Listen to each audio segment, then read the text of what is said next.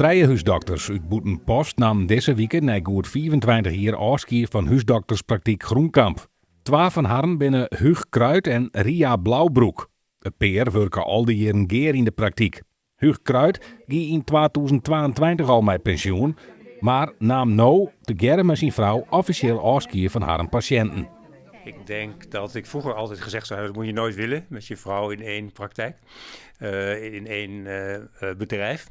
Maar nu terugkijkend kan ik het iedereen aanraden. Alleen één ding, je moet wel de goede vrouw daarvoor uitkiezen. Ik heb met haar veel geluk gehad, maar ook in het werk.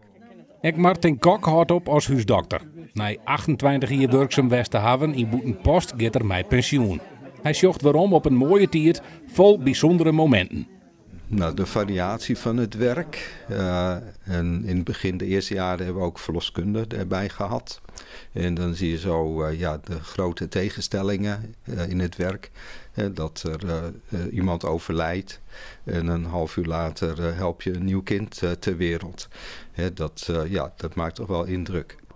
De huisdokters in Boetenpost hier te gerre duizenden patiënten onder haar. De patiënten hebben fijne jaren gehad met de dokters en zullen ze echt missen.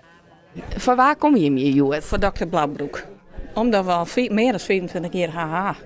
En we gaan een hele goede band samen. Ze had alles met ons deeld. Mijn schoondochter was heel ziek geweest. En daar had ze altijd voor ons kleersteen. Geweldig, ja. Maar je moet er net te vaak komen natuurlijk. Maar heel wat betrokken dokters. En persoonlijk geweldig. Ja, nou bedankt. Wij hebben elkaar niet aan zo vaak gezien. Maar ik heb wel een hele goede herinnering nu. En wat is jullie uit al die jaren het meeste bijgebleven? Ja, de veelzijdigheid. Huisarts zijn is zo veelzijdig. Toen we hier begonnen, toen waren er zelfs nog bevallingen. Toen deed je als huisarts toch een heel breed spectrum. En dat is eigenlijk altijd wel zo gebleven. Dus het is nooit saai. Je weet nooit hoe je dag loopt. Je dag was altijd heel afwisselend. Ja, eigenlijk vind ik het mooiste vak van de wereld.